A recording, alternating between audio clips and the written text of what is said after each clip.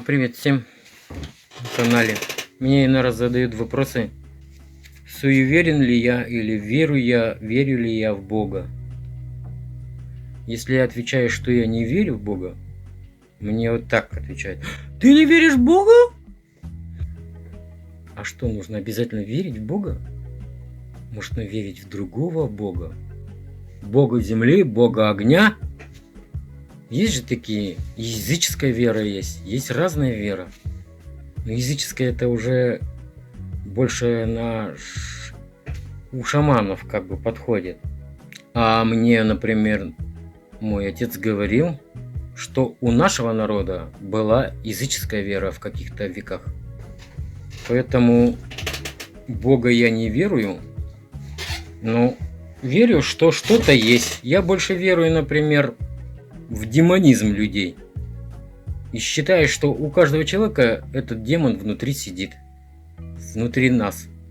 И он может до поры до времени выйти. И в разное время года, как говорится. А суеверен ли я, меня сейчас спрашивают? Да. Я суеверен, но не так сильно, как есть, например, верующие, которые просто верят в Бога, да? А есть, которые набожные такие. Просто до ужаса, так сказать, можно сказать. Поэтому я бы сказал, что если там, допустим, кошка пробежит, черная, вот я иду куда-то, и черная кошка пробежит, или еще какая, я на это внимание обращаю. Но никак меня это не останавливает. И никак я не иду, не плююсь через левое плечо или еще как. Я просто нормально прохожу. Я знаю, что это что-то может означать. В основном, чаще всего бывает так, что оно совпадает. Ну, этого никак я не боюсь, как говорится. Некоторым приметам я придерживаюсь. Ну, в зависимости от рода дел. Если ты куда-то, например, собрался ехать, как это не замечать? Собрался ты в дальний путь куда-то ехать. И тут что-то с тобой происходит. Или там какая-то примета тебе приходит. Ты будешь на нее внимание обращать? Я буду.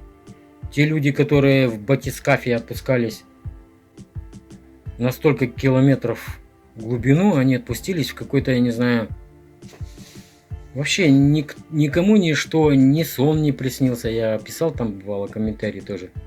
Как они вот так были увлечены вот этой фантазией, что сумеют они до этой глубины добраться. Ну, все за секунду погибли, можно сказать. Никому им ничто не приходило. Так вот, всегда на это внимание нужно обращать. Так кто же тогда такие люди, которые обращают внимание? Суеверные. Нужно обращать внимание. Потому что знаки приходят к нам. Я так не знаю, но полагаю, что знаки или подсказки, они приходят к любому человеку. Особенно тому, кто прислушивается к себе.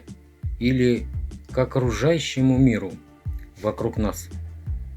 Неважно, был бы это живой человек или материальная вещь какая-нибудь. Да, потому как это так на этом уровне происходит. А чаще происходит на электрическом уровне. В основном подсказки приходят через электричество.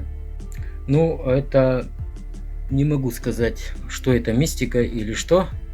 Возможно, мистика, если мы объяснения этому не находим. И какая сила, например, может произвести к какому-либо движению или падению какому-то неодушевленным предметом. Может ли наша техника, автомобили, мотоциклы, вообще любая техника, ноутбуки, хоть что, как-то подавать нам знаки? Я считаю, да. Мы же, когда с ней обращаемся, с техникой, мы ее начинаем лелеять, мы вкладывать начинаем в нее положительную энергетику. То есть это она уже имеет, ну, техника, например, железо, она приобретает уже, можно сказать, заряжается с какой-то энергетикой. Я, например, если вспомнить свои прошлые года, у меня раньше была техника, она часто отвлекалась на такие вещи, что многие люди даже удивлялись, мои друзья. Было такое. Но это уже отдельная история, как бы. Поэтому я уже как бы немножко отступил. Ну, в общем, вот так. И поэтому я, в общем-то, ответил на тот вопрос тому человеку, кто мне писал, суеверен ли я. А суеверны ли они? И в каком проценте? Мешает ли им это в жизни или помогают? Поэтому тот человек, который меня спрашивал, он мне писал про фотографии, которые у меня есть видео на канале, где было падение фотографий. А это фотографии моих родителей. Зачем я там держал? Фиг его знает. Просто поставил и все.